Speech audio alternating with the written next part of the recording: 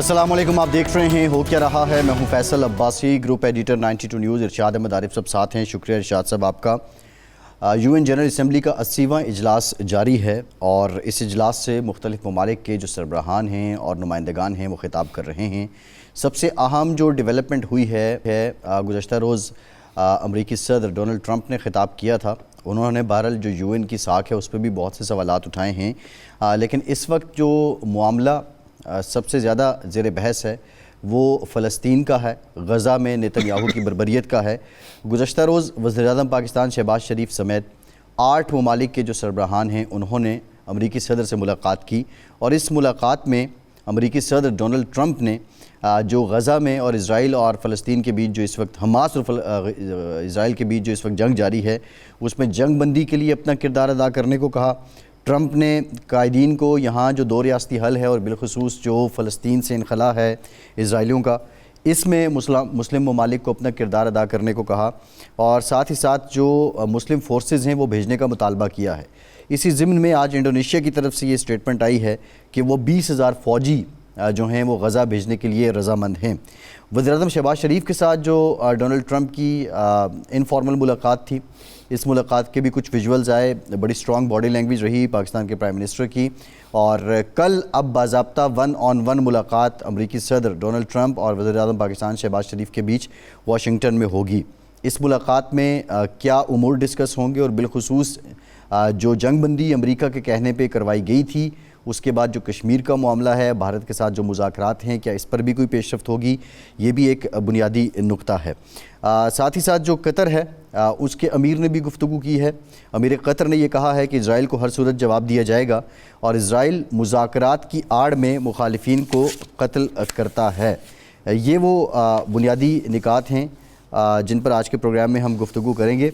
और इरशाद साहब, सबसे पहले तो ये बताइए कि जो डोनाल्ड ट्रंप ने मुस्लिम दुनिया पे अब भार जो है वो आयद कर दिया है, क्या वाक़तन ये एक संजीदगी है अमेरिका की तरफ से या ये बॉल सिर्फ मुसलमानों के कोर्ट में फेंकी गई है और क्या मुस्लिम दुनिया इसके लिए तैयार है? ठीक है, 2 पहलू हैं इसके। नंबर 1 तो ये है कि क्या अमेरिका और सदर ट्रंप वाक़तन चाहते हैं कि गज़ा में अमन हो, जंग बंदी हो, इसराइली फ़ौज का इनखला हो, फ़लस्तीन की आज़ाद रियासत कायम हो और वो उन्हीं सरहदात वही हो जो 67 में जो इलाका फ़लस्तीनियों के पास था वो फ़लस्तीनियों के पास हो और इसराइल जितना मुल्क था वो वही का वही हो। पहला सवाल तो ये है। अगर वो इसके लिए आमादा हैं तो फिर मुसलमानों को क्या एतराज़ हो सकता है कि वहाँ कुछ अरसे के लिए वो अपनी फ़ौज रखें ताकि इलाके के अमन को भी यकीनी बनाया जा सके। और उस फ़ौज का किरदार क्या होगा, क्या वो फ़ौज जो है इसराइल से फ़लस्तीन को बचाएगी या इसराइल की जो जारहाना अज़ाइम हैं उसका रोकथाम करेगी या इसराइल को बचाएगी कि जो उसने मज़ालिम किए हैं, जो उसने खूनरेज़ी की है, जो नस्ल कुशी की है, उसका अगर कुछ ख़ानदान, कुछ जो स्प्रिंटर ग्रुप होंगे वो लेना चाहें तो उससे बचाएगी। ये एक तय करना होगा जी। और दूसरा है इसका तामीर नौ का इशू। अब देखें, ये तबाही जो है किसी अरब मुल्क ने, किसी मुस्लिम मुल्क ने नहीं फैलाई जी कि वो तामीर नौ करें। अखलाकी फ़र्ज़ अपनी जगह पे। जब जर्मनी पर एटमी हमला किया था, जापान पर एटमी हमला किया था और जर्मनी और वो जंग जो थी उसमें तबाही फैली थी, तो जर्मनी का और जापान का तामीर नौ का जो मार्शल प्लान था उसके अखराजात अमेरिका और यूरोप ने बर्दाश्त किए थे। जर्मनी पर बोझ नहीं डाला गया था। ये जापानियों से नहीं कहा गया था कि ये आएँ जी अब अपनी तामीर नौ खुद करें, क्योंकि अमेरिका ने ही एटमी हमला किया था। अमेरिका और उसके इत्तेहादी जो थे उन्होंने तबाही फैलाई जी। एक तो ये पहलू है। ये इसराइल का फ़र्ज़ है, इसराइल को असला देने वाले ममालिक का फ़र्ज़ है, इसराइल की पुश्तपनाही करने वाले ममालिक का फ़र्ज़ है, इसराइल को माली इमदाद देने वाले ममालिक का फ़र्ज़ है कि जिन्होंने इसको पाल पोस के इस तबाही फैलाने का सर्टिफिकेट भी दिया, जी। हौसला भी दिया और मौका भी फराहम किया। अगर 7 अक्टूबर के बाद अमेरिका चाहता या ट्रंप जब इक़्तिदार में आ गए थे वो चाहते तो ये जंग बंद हो सकती थी। जी। ये जो 65,000 लोग तो बाकायदा डिक्लेयर्ड शहीद हो चुके हैं ना। अभी जो लोग लापता हैं, जो लोग इमारतों के नीचे पड़े हुए हैं, वो तो और हैं। 1 लाख की तो आ रही है ना, फिगर आ रही है। तो इसलिए ये काम अमेरिका ही कर सकता है, अमेरिका को ही करना चाहिए और यूरोप को करना चाहिए। ये तो 2 पहलू हैं जो इनकी पेशकश के। सवाल मगर ये है कि क्या अगर ये जंगबंदी हो जाती है तो क्या अमेरिका और यूरोप इसराइल को पाबंद करेंगे कि आइंदा वो गैर इंसानी सलूक अपने जो मुल्क के अंदर बसने वाले फ़लस्तीनी हैं, शहरी हैं, अरब हैं, उनके साथ ये सलूक नहीं करेगा? जी बिल्कुल। क्या वो मुस्लिम ममालिक के साथ अच्छे ताल्लुकात कायम करना चाहेगा या और क्या वो ग्रेटर इसराइल का जो उसका प्लान है उससे पीछे हटेगा? वो यकीन दहानी कराएगा कि मैं अपनी हदूद में तोसी का ख्वाहिशमंद नहीं हूँ। जी।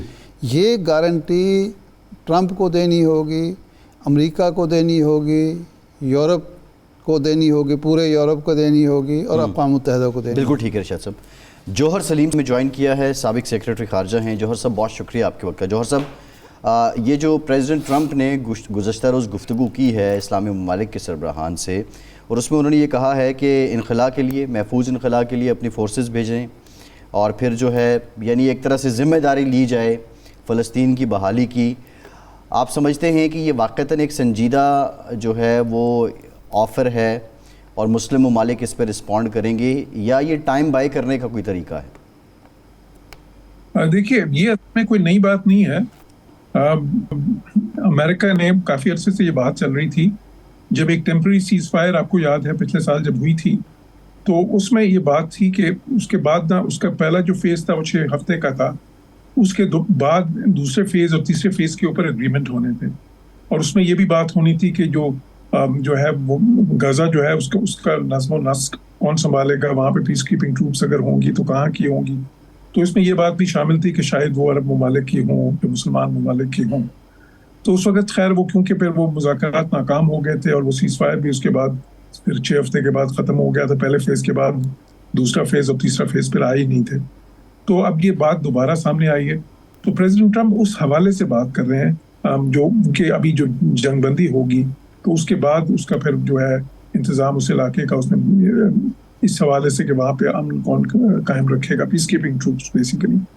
तो उसमें वो मुसलमान मुल्कों की मदद चाहते हैं। बाकी अभी जो बात जो है मेरे फेलो पैनलिस्ट कर रहे थे कि जी उनको ये गारंटीज देनी चाहिए अमेरिका को और वेस्टर्न ममालिक को, जो है 2-3 किस्म की गारंटीज उन्होंने मांगी हैं। तो मेरा ख्याल है वो तो बहुत बात की बात है।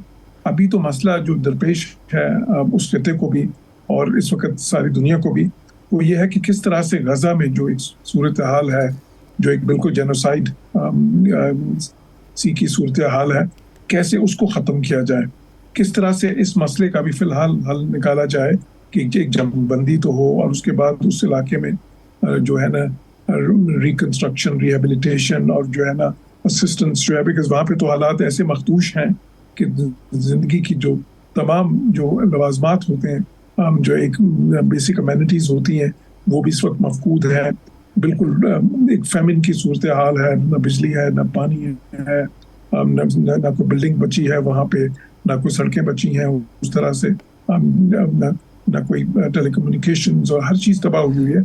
तो अभी तो ज़्यादा फ़िलहाल जो ज़्यादा ज़रूरी है वो ये है कि किसी तरह जंगबंदी हो, वहाँ पे इमदाद दुनिया की पहुँचे क्योंकि इसराइल ने ब्लॉकेट किया हुआ है, वहाँ के वो रिहेबिलिटेशन हो और फिर जो है एक कोई ऐसा डिस्पेंसेशन हो कि कम से कम वहाँ पे ले से कि अब इसराइल तो इस पर बिल्कुल क्लियर है और अमेरिका भी क्लियर है कि किसी तरह भी हमास को जो है ना उन्होंने इंतज़ाम वहाँ का संभालने नहीं देना मजीद जो है, और बल्कि उनकी तो इंसिस्टेंस है कि हमास डिसार्म करे।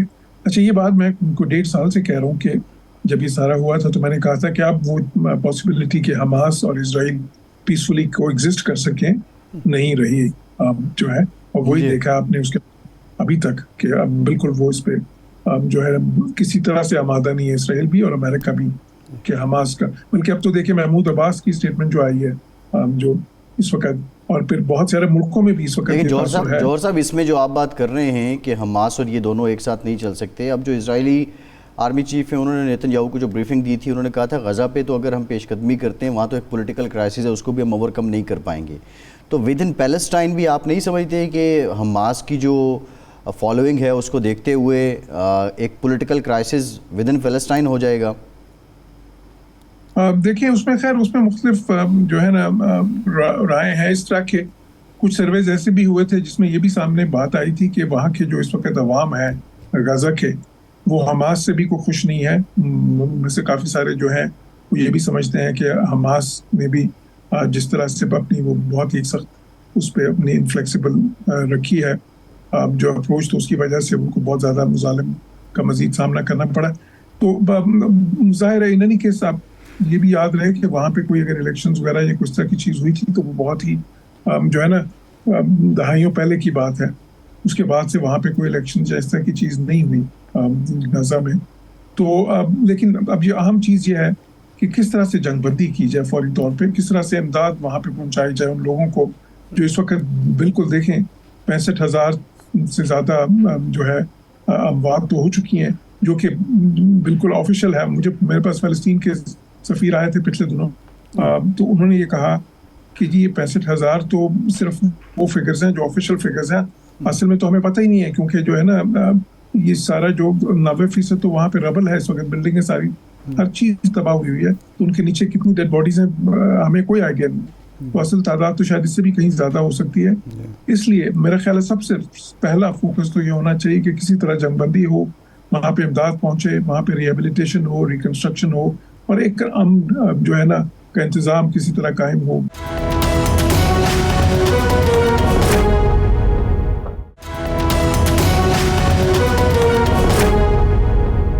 आपके ख्याल में कल जो मुलाकात हुई इस्लामी ममालिक के सरबराहान से, उसके बाद हमारे शहबाज शरीफ साहब ने, वज़ीर आज़म ने भी कहा कि जी संजीदा हैं ट्रंप साहब, अर्दवान का मैं बयान भी पढ़ रहा था कि मुस्बत नताइज की तवक्को है। आप ये समझते हैं, आपका सफ़ाती तजर्बा क्या कहता है कि वाकई अमेरिका और ट्रंप इस वक्त चाहते हैं जंग बंदी हो, और क्या वो तैयार होंगे कि वहाँ से इसराइली फ़ौज का इनखलाब हो और एक जो है अमन दस्ता या अमन फ़ौज वहाँ तैनात हो, या जिस तरह ओस्लो अकॉर्ड का होने के बावजूद भी फ़लस्तीनियों को कुछ नहीं मिला और इसराइल के अज़ाइम मज़ीद बढ़ गए, ये भी उसी तरह की कोई चाल है? देखिए इसमें इसके दो पहलू हैं इस बात के। एक तो मैं नहीं समझता कि अमेरिका की इस वक्त कोई उस तरह से कोई चाल है। देखिए अमेरिकन चाहते हैं कि जंगबंदी हो, इसमें कोई शक नहीं। बाइडन भी ये चाहते थे, बाइडन तो इलेक्शन हार गए इस वजह से कि जंगबंदी नहीं हुई। अगर जंगबंदी हो जाती और वो अरब अमेरिकन के और मुस्लिम अमेरिकन के उनको वोट पड़ जाते तो शायद ये नतीजा मुख्तलिफ होता है इलेक्शन का, क्योंकि 3 स्टेट्स में वो डिसाइड हुआ था, मिशिगन, पेंसिल्वेनिया और विस्कॉन्सिन में, जहाँ पे खासी ज्यादा मुसलमान वोट्स थे जो फिर नाराजगी में उनको नहीं पड़े। तो खैर ट्रंप जो है वो भी ये चाहते हैं, लेकिन मसला ये है कि नेतन्याहू को किसी तरह भी सूट नहीं करता, क्योंकि नेतन्याहू तो अपनी सियासी बका की जंग इस वक्त लड़ रहा है, और बल्कि वो तो अपनी जो है ना अपने आप को जेल से बाहर रखने की जद्दोजहद में मसरूफ है, बिकॉज उस पर तो करप्शन और केसेस हैं और अब्यूज ऑफ पावर के बहुत ज्यादा सीरियस केसेस हैं, और जिस दिन वो इक़्तिदार से बाहर गया वो शायद जेल में होगा। तो इस वजह से वो चाहता है कि कॉन्फ्लिक्ट जारी रखा जाए, क्योंकि उसकी हुकूमत कायम है सिर्फ वो इंतहा पसंद जो पार्टियां हैं, जो नेतन्याहू की पार्टी से भी ज्यादा इंतहा पसंद पार्टीज हैं यहूदी, उनकी हमायत से, और वो किसी तरह भी इसके जंग को ख़त्म करने के लिए तैयार नहीं है। तो अब प्रॉब्लम यह है कि अमेरिकन सिस्टम में क्योंकि इसराइल की पोजीशन ऐसी है अमेरिका के अंदर कि अमेरिकन अगर प्रेसिडेंट चाहें भी तो उनको फोर्स नहीं कर सकते इसराइली प्राइम मिनिस्टर, खसूसन नेतन्याहू को, क्योंकि नेतन्याहू कितने अमेरिकन प्रेसिडेंट एक किस्म का भुगता चुके हैं, इसलिए कि वो बहुत अरसे से इक़्तिदार में है। तो अब ये मसला है, बिकॉज देखिए अमेरिकन को तो ये सूट नहीं करता कि वहाँ पे ये मजीद कारवाई चलती रहे, क्योंकि अमेरिका की सॉफ्ट पावर टोटल खत्म हो रही है, दुनिया में अमेरिका की क्रेडिबिलिटी खत्म हो रही है, उसकी साख मजरूह हो रही है। ये तो मजबूरी है इस वक्त। प्रेसिडेंट ट्रंप को पॉलिटिकल भी इसका फायदा होगा, वो तो वैसे भी आपको पता है नोबेल पीस प्राइज के बड़े ख्वाह हैं, तो उनको अगर जंगबंदी करवाते हैं तो वो उस तरफ भी शायद कोई मूवमेंट हो सके। तो बिल्कुल ऐसे है कि वो चाहते हैं और वो ये भी चाहेंगे कि ये जो पीस कीपिंग ट्रूप्स हैं, जिससे मैंने पहले कहा कि ये बात 1.5 साल पहले से चल रही है, तो अगर ये अरब मुल्कों की या मुसलमान मुल्कों की आती हैं वहां पे, लेकिन ये सिर्फ पीस कीपिंग ट्रूप्स के तौर पे आएंगे। अब देखिए ये एक पहलू है। अब दूसरा पहलू जो है वो है पैलेस्टीनियन स्टेटहुड का मसला, वो जो ऑस्लो अकॉर्ड्स की आप बात कर रहे हैं। तो ऑस्लो अकॉर्ड्स में क्या तय हुआ था? 2 स्टेट सोल्यूशन, कि जी एक आजाद इनकी रियासत बनेगी फलस्तीन की, जो बाय द वे जो कि सिर्फ 22% उस रकबे पे मुश्तमिल होगी जो कि फलस्तीन का ओरिजिनल रकबा था, जो 1947 में था उनके पास। तो खैर अब वो 22% भी बाद में इजराइल देने के लिए तैयार नहीं है, क्योंकि उन्होंने बहुत सारी गैर कानूनी सेटलमेंट्स उधर बनाते गए हैं और उन्होंने कब्जा करते गए हैं, और अब उनका दिल नहीं है कि उसको वापस करें। तो और खसूसन वहाँ पे जो इत्तेहाद पसंद जमाते हैं, जो यहूदी, वो बिल्कुल नहीं चाहती कि एक आज़ाद इस तरह की रियासत बने। तो वो मसला, वो अब जो है वो मसला इसके बाद आएगा, पहले तो ये होगा। इस पे बाइडेन जो है वो एक प्लान लेके आया था, जिसको उसने ग्रैंड रिकंसिलिएशन प्लान का नाम दिया था। उसमें यह था कि मुसलमान ममालिक जिस तरह सऊदी अरब है और बड़े बड़े ममालिक, वो जो है नॉर्मलाइज करें ताल्लुकात इजराइल से, और उसके बदले में एक रास्ता दिया जाएगा स्टेटहुड का, जो है पैथ टू स्टेटहुड, जिसका नाम उन्होंने दिया। तो वो जो है, लेकिन वो फिजल आउट हो गया। नहीं, अब जौहर साहब ये क्वेश्चन इज़ दैट कि जो अमीर कतर की स्टेटमेंट है, उन्होंने तो ये कहा है कि इजराइल को हर सूरत जवाब दिया जाएगा और इजराइल मुज़ाकरात की आड़ में मुखालिफिन को कत्ल करता है। अब ये जो कतर पे हमला है, उसके बाद और बिलखुसूस जो पाकिस्तान और सऊदी अरब का पैक्ट है, डिफेंस पैक्ट है, इसके बाद जो सिचुएशन इवॉल्व हो रही है, उसको देख के आप समझते हैं कि ये जो ऑप्शन था कि आप इजराइल को कबूल करें तो फ़लस्तीनियों को रास्ता दिया जाएगा, ये अभी भी इंटैक्ट है? इस पर कोई काम हो सकता है? एक काम तो बिल्कुल हो सकता है अगर इजरायली जो है इसमें माने। मसला अब ये है कि अमेरिकन तो ये चाहते हैं, अमेरिका के लिए तो ये बहुत जो है ना अच्छा होगा, क्योंकि अगर प्रेसिडेंट ट्रंप ये कर पाते हैं तो उनका तो तारीख में नाम आ जाएगा उस सदर के तौर पे। जो रिएक्शन है, जो रिएक्शन मुस्लिम स्टेट्स का है, गल्फ स्टेट्स का है, आप नहीं समझते कि इजराइल को तस्लीम करने वाला मामला बहुत दूर निकल गया? बिल्कुल, देखिए मुस्लिम स्टेट्स के रिएक्शन में ये कहीं नहीं है कि वो फलस्तीनी जो 2 स्टेट सोल्यूशन है उसके खिलाफ वो जाना चाहते हैं। वो सारे तो हमायत करते हैं 2 स्टेट सोल्यूशन की, और बशमूल कतर भी उसकी बहुत हमायत करता है।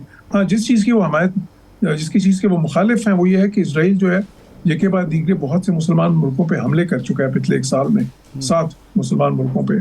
तो वो उसके खिलाफ हैं कि जी वो इजराइल की जारियत जो है इसको रोका जाए। अब उस पर वो चाहते हैं अमेरिका से, में भी वो गारंटी चाहेंगे कि अमेरिका जो है प्रिवेल करे इजराइल के ऊपर। अब इजराइल का, जिससे मैं बता चुका हूँ कि इजराइल का मसला ये है, इजराइल का मसला इस वक्त जो है ना, इजराइल के नेशनल इंटरेस्ट जो है वो नेतन्याहू उसको नहीं देख रहा, वो अपने इंटरेस्ट को देख रहा है इस वक्त, और वो हमेशा से ऐसे ही है। और वो जो है ना अपने इंटरेस्ट के लिए वो किसी हद तक भी जा सकता है, और इसीलिए अभी तक हम देख रहे हैं कि वो जो है ना, अब देखें इजराइल के अंदर, खुद इजराइल के अंदर लाखों लोगों ने मुजाहरे किए हैं जंगबंदी के हक में, लेकिन नेतन्याहू ने इसको टोटल डिसरिगार्ड किया। वो क्योंकि उसको पता है कि जी मेरा इक़्तिदार जो है वो इस कॉन्फ्लिक्ट को जारी रखने में है। तो खैर अमेरिकन जो है, अब प्रेसिडेंट ट्रंप जो है इसके बारे में अब खासे मेरे ख्याल से संजीदा है कि जंगबंदी तो हो।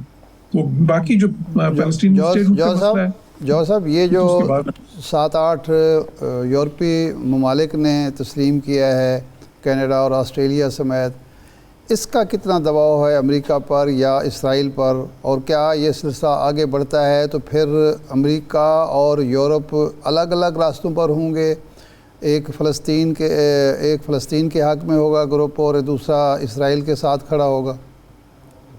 देखिए बिल्कुल सफारती हिसाब से इसका जाहिर है बहुत असर पड़ता है इसका, और इसी की वजह से मैं समझता हूँ कि प्रेसिडेंट ट्रंप, हालांकि उन्होंने इसकी अपनी तकरीर में जो यूनाइटेड नेशन जनरल असेंबली में की है उसमें उन्होंने क्रिटिसाइज किया है, उसकी तनकीद की है उन्होंने इस चीज़ की। उन्होंने कहा जी आपको पता है ना जो उन्होंने लफ्ज़ यूज़ किए हैं कि जी तो आपने हमास को इनाम दे दिया, लेकिन खैर उन्होंने कहा वो एक बात है। असल चीज़ ये है कि उनको अब ये लग रहा है कि जो वो ममालिक, देखें 160 से ज़्यादा मुल्क तो तस्लीम कर चुके हैं फ़लस्तीन को एक आज़ाद रियासत के तौर पे, हालांकि अभी वो बनी नहीं है, लेकिन ये असूली मौक़िफ़ है ना उनका। तो अब उसमें पहले वो मुल्क नहीं आते थे जो बहुत ही करीबी हलीफ हैं अमेरिका के और इसराइल के, मिसाल के तौर पे यूके, मिसाल के तौर पे कनाडा, मिसाल के तौर पे ऑस्ट्रेलिया और फ्रांस।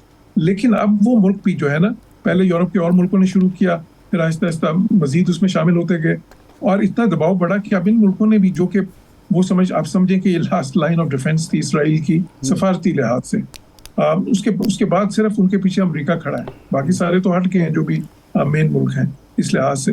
तो प्रेशर तो होगा इसका, और अमेरिकन, मैं समझता हूँ अमेरिकन सदर जो है इस चीज़ के बाद और संजीदा हो गया इन कोशिशों में कि ये जंगबंदी करवाई जाए और फिर देखा जाएगा कुछ मसले का हल निकलता है 2 स्टेट सोल्यूशन की तरफ भी। बट मसला जो जितना मैंने पहले कहा, असल जो प्रॉब्लम है, असल चैलेंज ये है कि नेतन्याहू को कौन बनवाएगा, जो है ना, क्योंकि नेतन्याहू की जो सियासी बका है वो तो जो है ना वो तो इसमें नहीं है, और यही मसले की जड़ है।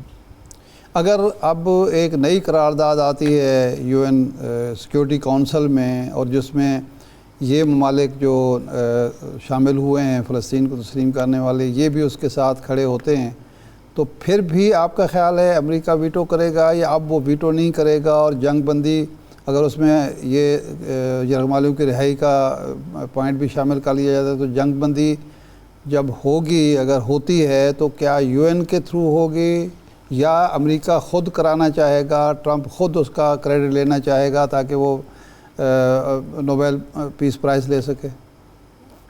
जी, बहुत अच्छा सवाल है। देखिए, यूनाइटेड नेशन सिक्योरिटी काउंसिल में अगर रेजोल्यूशन पास होता है तो जाहिर है अगर वो अमेरिका की मुखालफत के बाद तो नहीं हो सकेगा, वो वीटो कर सकता है। अमेरिका ने से पहले कई रेजोल्यूशन वीटो किए हैं, अभी रिसेंटली भी एक किया है, लेकिन उन्होंने 1-2 रेजोल्यूशन जो थे वो वीटो नहीं किए थे, वो इसराइल के खिलाफ पास होने दिए थे। लेकिन उसमें भी प्रॉब्लम ये थी कि देखें, कोई रेजोल्यूशन अगर पास होता है यूनाइटेड नेशन सिक्योरिटी काउंसिल में, तो अब ये डिपेंड करता है कि वो रेजोल्यूशन अंडर चैप्टर 6 होता है पास या अंडर चैप्टर 7 पास होता है। अगर अंडर चैप्टर 7 पास होता है तो फिर उसमें वो बाइंडिंग होता है, फिर उसको इन्फोर्स करना होता है आपने। तो लेकिन अगर अंडर चैप्टर 6 होता है तो फिर वो जो है ना बाइंडिंग नहीं होता, नॉन बाइंडिंग होता है, तो उसकी अहमियत उस तरह की नहीं होती।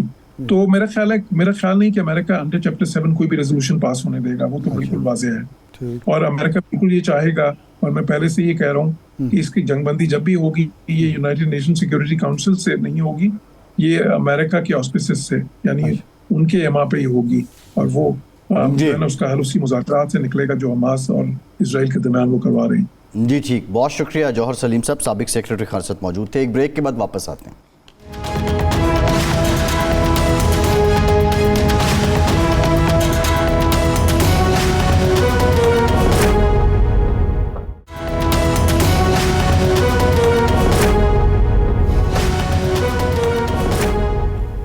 ब्रेक के बाद एक बार फिर से आपको खुशामदीद कहेंगे। इरशाद साहब, कल प्राइम मिनिस्टर पाकिस्तान शहबाज शरीफ साहब की मुलाकात प्रेसिडेंट ट्रंप से हो रही है वाशिंगटन में।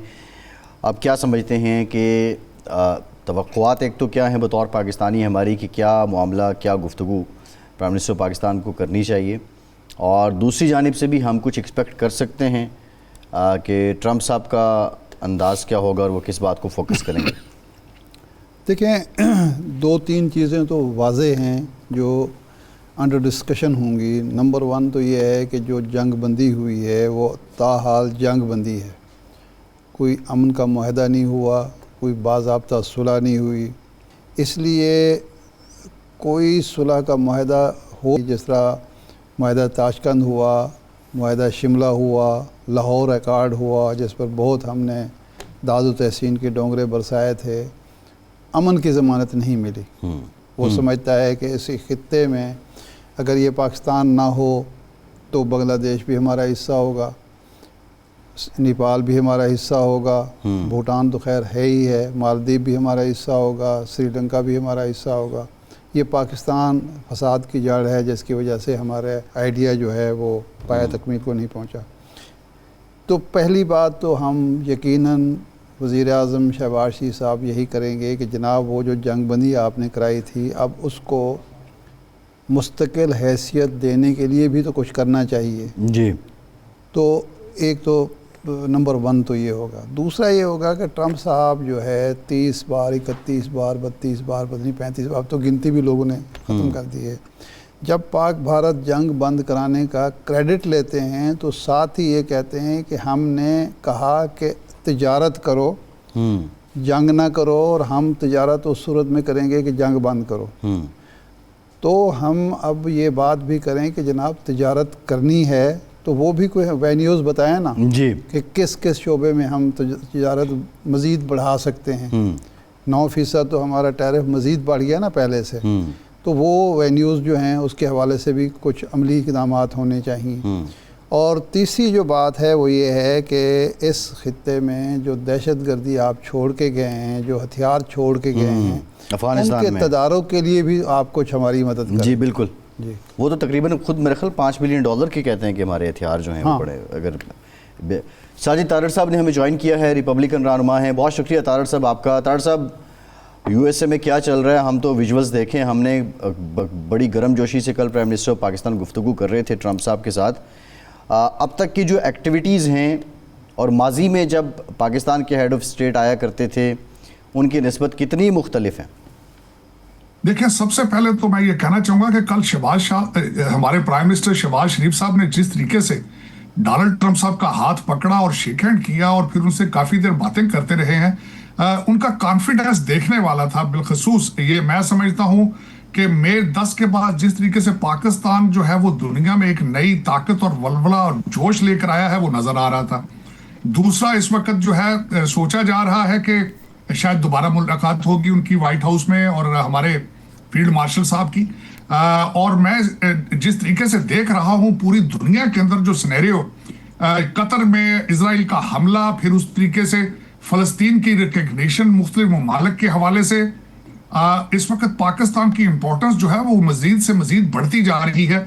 मुझे एक फिक्रा याद आता है हमारे फील्ड मार्शल साहब का, जो उन्होंने टैंपा में कहा था कि पाकिस्तान की तरक्की लिखी जा चुकी है, हमें यह डिटरमिन करना है कि पाकिस्तान ने किस स्पीड से तरक्की करनी है। तो मेरे ख्याल में उस स्पीड का जो है वो तयन किया जा रहा है, चाहे वो रेयर अर्थ मिनरल हो, ऑयल हो या डिफेंस हो। मेरे ख्याल में Pakistan is on a rising side. अच्छा, ये फरमाएं कि कल जो मुलाकात हुई 6-7 मुस्लिम ममालिक के सरबराहान से और गज़ा और फ़लस्तीन का इशू डिस्कस हुआ, उस हवाले से वहाँ क्या वाइब्स हैं, क्या एनालिसिस हो रहे हैं कि क्या अब जंगबंदी के करीब हैं और फ़लस्तीन का मसला हल होगा फॉरएवर, या सिर्फ ये अशकशोई है, अवाम जो मगरबी अवाम ख़ास तौर पर यूरोपीय अवाम का जो दबाव है उसको फिजल आउट किया जा रहा है? देखिए, इस पे मैंने जो मेरी ऑब्जर्वेशन है, कल तैयब अर्दगान साहब ने एक भरपूर स्पीच दी वहां पे। उन्होंने बल्कि ना सिर्फ तकरीर दी, गाजा में होने वाली बर्बरियत की उन्होंने तस्वीरें उठा के लोगों को दिखाई, पूरी दुनिया को। और उसके बाद जो ऑप्टिक्स आए हैं कि उसके बाद जो सरबराहान मिले उसमें तैयब अर्दगान साहब डोनाल्ड ट्रंप साहब की राइट साइड पर बैठे थे। और उसके बाद उन्होंने बाहर निकल के बड़ी पुरुमीद तरीके से उन्होंने जो है वो कहा है कि we are coming to the conclusion. मेरी नजर में इस वक्त कतर के बाद जो देखा गया है वाशिंगटन डीसी के अंदर जो फीलिंग है कि अमेरिका भी खुश नहीं था जिस तरीके से इजराइल ने सेंटकॉम के साथ हमला किया है, बराबर में अमेरिका की गुडविल को खराब किया है। एक जो इमेज था सऊदी अरेबिया, कतर, यूएई और उसके बाद इन ममालिक के अंदर जो हवाई अड्डे हैं जो अमेरिका के, उन सबको एक शॉक वेव गई है। लेकिन कल डोनाल्ड ट्रंप साहब ने उसी हवाले से ये कोशिश की अपने एतमाद को बहाल करने की।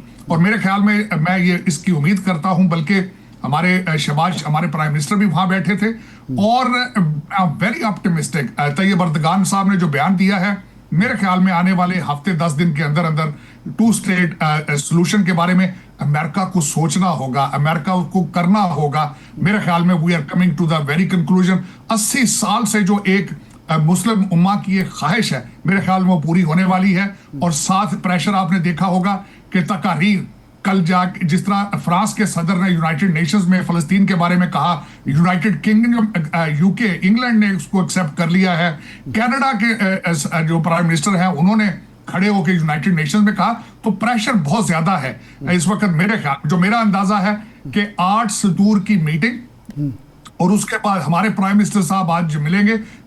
इसके बाद इस मीटिंग के बाद हमारे प्राइम मिनिस्टर शहबाज शरीफ साहब यूनाइटेड नेशंस में स्पीच करेंगे। यहाँ पे वाशिंगटन डीसी में सोचा जा रहा है कि something is big is taking place, बिलखसूस पाकिस्तान के हवाले से, क्योंकि पिछली दफा मीटिंग में सिर्फ हमारे फील्ड मार्शल साहब थे। इस मीटिंग में हमारे दोनों लीडरान मौजूद हैं। Something is big, something positive coming to Pakistan. मैंने समझा this is new Pakistan after May. अच्छा तार साहब, पाकिस्तान की तरफ आते हैं, ये फरमाएं कि अमेरिका पर या ट्रंप पर दो तरफा दबाव है। एक तरफ यूरोप का दबाव है, मुस्लिम ममालिक का दबाव है, यूरोपी राय आमा का दबाव है फ़लस्तीन के हवाले से, गज़ा के हवाले से, जेनोसाइड जो हो रहा है उसके हवाले से। दूसरा जो यहूदी लॉबी है अमेरिका के अंदर जो बहुत ज़्यादा मौसर है, उसका भी दबाव होगा, नेतन्याहू के हामियों का और नेतन्याहू का दबाव होगा। तो ट्रंप किस दबाव को कबूल करेंगे और उनका पलड़ा किस तरफ होगा? देखिए, मैं आपको अर्ज ये करना चाहूंगा, डोनाल्ड ट्रंप साहब जो हैं उनके और जो माजी के बराक ओबामा और बाइडेन एडमिनिस्ट्रेशन से डिफरेंट है। तीन चीजें अर्ज करना चाहूंगा कि डोनाल्ड ट्रंप साहब ऐसे लीडर हैं, उन्होंने इजराइल की मर्जी के बगैर हमास से डायरेक्ट एंगेज करके अपने हॉस्टेजेस को छुड़वाया। उन्होंने इजराइल की मर्जी से हट के होतीज को उनको एंगेज किया। उन्होंने उनकी मर्जी से हट के ईरान के साथ डील किया। He is a very independent. और दूसरा ये मैं कहना चाहूंगा, इस वक्त डोनाल्ड ट्रंप साहब का मैंडेट था कि पेंटागन डीमोरलाइज्ड है अफगानिस्तान के बाद। तो देखा जाए तो डोनाल्ड ट्रंप साहब के टास्क इस वक्त डिफरेंट हैं और पीस लविंग प्रेसिडेंट बन के सामने आ रहे हैं। उन्होंने कल यूनाइटेड नेशंस में भी कहा कि 7 महीने में मैंने 7 जंगें रुकवाई हैं। तो मेरा ख्याल है कि Donald Trump will balance the relationship in between Middle East, मुस्लिम ममालिक और इजराइल के दरमियान बैलेंस करेंगे और अपना ज्यादा झुकाव इजराइल की तरफ नहीं डालेंगे। सही। जो कल मुलाकात होनी है जिसका आप जिक्र कर रहे हैं तारड़ साहब, ये बताइए, आपने जंग बंद करवाने का जिक्र भी किया, ट्रंप साहब इसका क्रेडिट भी ले रहे हैं, लेकिन क्या इस मुलाकात के बाद अमेरिका की तरफ से भारत पे कोई सॉलिड कंक्रीट दबाव आएगा कि भारत मुज़ाकरात शुरू करे और इस जंगबंदी के बाद कश्मीर के मामले पे कोई पेशरफ्त होगी? देखिए, टैरिफ के हवाले से देखा जाए तो भारत मिन्नतों तरलों पर मौजूद है। मैं कल खुद हैरान था कि पाकिस्तान जिस तरीके से शहबाज शरीफ साहब ने हाथ पकड़ के डोनाल्ड ट्रंप साहब के साथ एंगेज किया, डार साहब ने बड़ा मजबूती से हाथ पकड़ा। दूसरी तरफ भारत के जो फॉरेन मिनिस्टर हैं डॉक्टर जयशंकर, उनकी साइड लाइन पे रूबियो से मुलाकात हुई, और वो भी वीजा के हवाले से। इस वक्त अगर देखा जाए तो एक कोई बहुत बड़ा इस वक्त प्रेशर है भारत के ऊपर। उनकी हर चाल नाकाम होती नजर आ रही है। चाइना जाते हैं, वो भी वाया जापान जाते हैं, फिर परेड के अंदर इनविटेशन नहीं होती। नेपाल में उनके रिलेशनशिप खराब, बांग्लादेश में खराब। देखा जाए तो सारी की सारी उनकी फॉरेन पॉलिसी क्रिपल हो चुकी है। इन सर्कमस्टांसेस में मैं डेफिनेटली समझता हूं कि टैरिफ, ना सिर्फ टैरिफ के हवाले से, फ्यूचर में जब भी कहीं पाकिस्तान भारत को बिठाया जाएगा ट्रेड के हवाले से, कश्मीर से बात शुरू होगी। और आपको पता है कि पाकिस्तान का एक वाहिद प्रिंसिपल है हमारी फॉरेन पॉलिसी का कि we can not move forward without Kashmir. तो मेरे ख्याल में अगर देखा जाए तो जब भी भारत अमेरिका से रिलेशनशिप या दूसरी दुनिया से ठीक करने की तरफ आएगा, he has to start from Kashmir. इस वक्त अगर देखा जाए तो रीसेंट अटैक जो किया है डोनाल्ड ट्रंप साहब ने, $1 लाख H1B वीजे के ऊपर जो उन्होंने लगाया है, आपको अर्ज करना चाहूंगा 3,25,000 इंडियन हर साल यहां पे आते थे उस वीजे पे। इस वक्त एक चीखो पुकार नजर आ रही है। हमारे कॉमर्स सेक्रेटरी ने कहा था, अमेरिकन कॉमर्स सेक्रेटरी ने, कि 60 डेज के अंदर अंदर, 2 महीने के अंदर अंदर भारत मिन्नतें तरले करेगा और टेबल पर आके हमसे बात करेगा। और मैं उनकी इस पेशन गोई से एग्री करता हूं।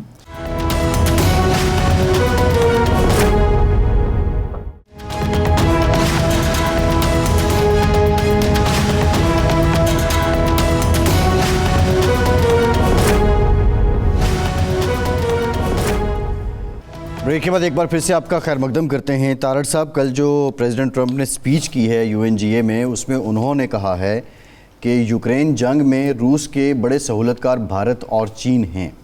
तो अब क्या समझा जाए कि अमेरिका बगराम एयरबेस इसलिए भी चाहता है कि भारत की सूरत में उसकी जो मौजूदगी इस खित्ते में थी अब वो ख़त्म हो चुकी है? देखिए, भारत के साथ इस वक्त मुख्तलिफ जो वाशिंगटन डीसी में बताना चाहूंगा कि इस वक्त यूक्रेन की जंग को मोदी का जंग कहा जाता है वाशिंगटन डीसी में। इतना ज्यादा इस चीज के डोनाल्ड ट्रंप साहब ने इस पे इतना जोर दिया है। और वाकई ही आपको यूनाइटेड नेशंस के अंदर डोनाल्ड ट्रंप साहब ने यह भी कहा है कि दुनिया कहती थी ये जंग सिर्फ 3 दिन चलेगी, लेकिन आप देख लें कि अब कितना अरसा हो रहा है मुसलसल।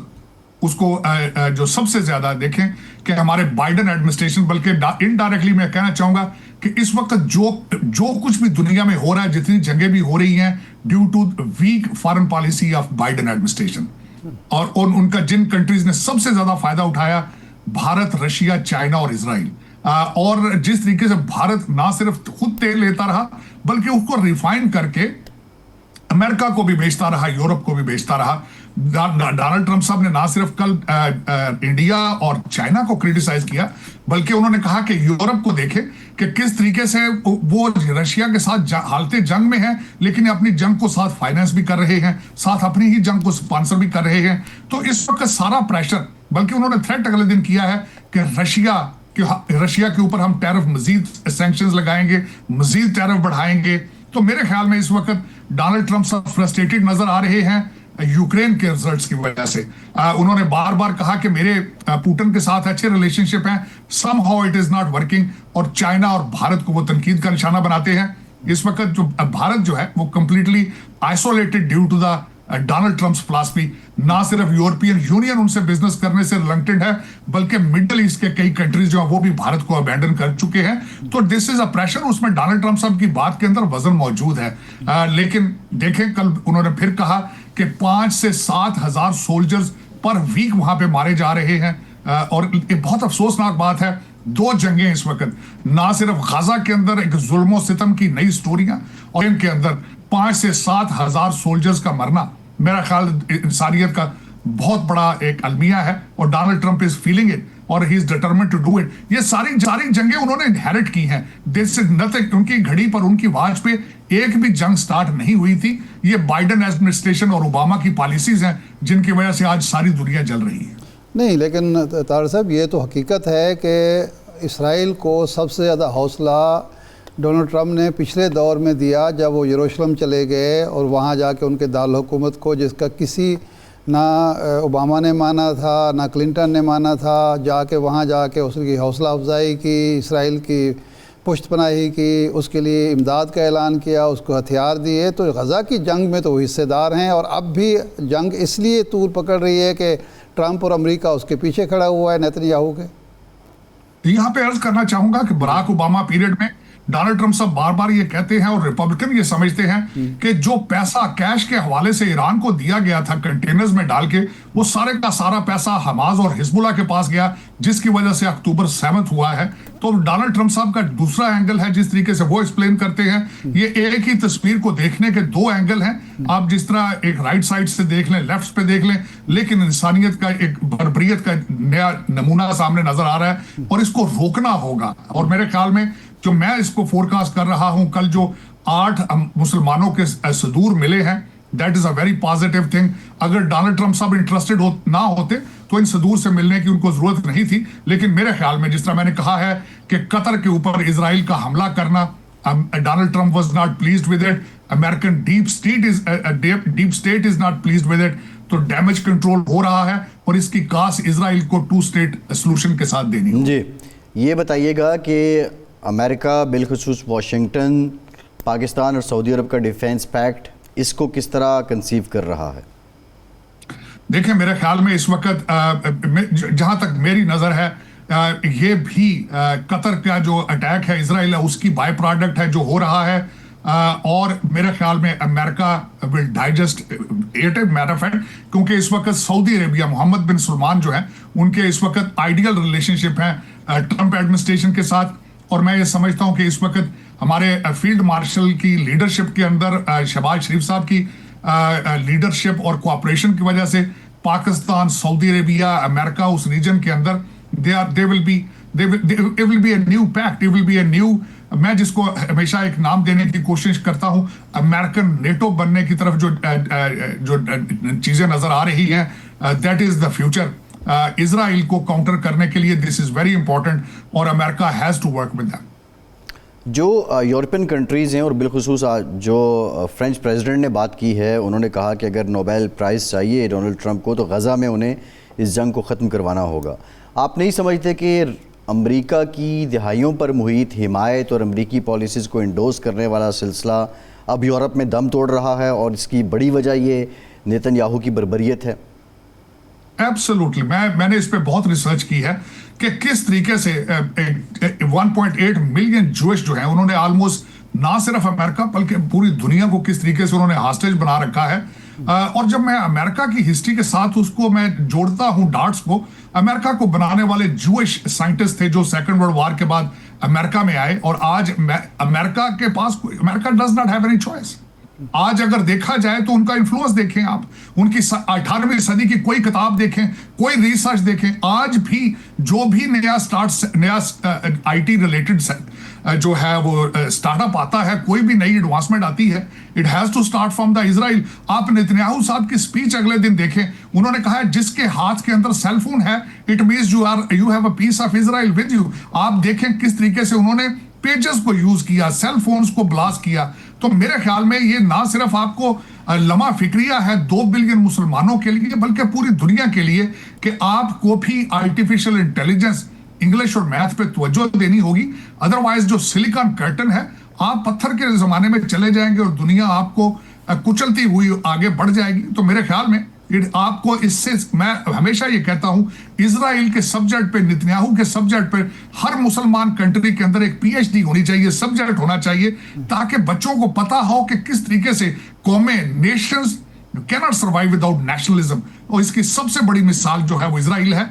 आपको सीखना होगा, आपको देखना होगा कि किस तरह आगे बढ़ना है। और सबसे बड़ी बुनियाद, आपका जो बार का हक है बुनियादुल मरसूस, इसने साबित किया है कि किस तरीके से आप you have talent, you have ability and qualities, और लेकिन आपको इसको चैनलाइज करना होगा, फोकस करना होगा। But time has come up. मेरे ख्याल में मिडल ईस्ट की भी आंखें खुल रही हैं कि जंगें जज्बों के साथ, जंगें नॉलेज के साथ होती हैं, तालीम के साथ होती हैं। मेरे ख्याल में एक अब इस वक्त जो टाइम आ चुका है जी, टाइम खत्म हो गया। कता कलामी की मुआफ़ी साजिद तारड़ साहब, रिपब्लिकन रहनुमा अमेरिका से हमारे साथ मौजूद थे। इरशाद साहब, आपका शुक्रिया। आज के प्रोग्राम से इतना ही, इजाज़त दीजिए।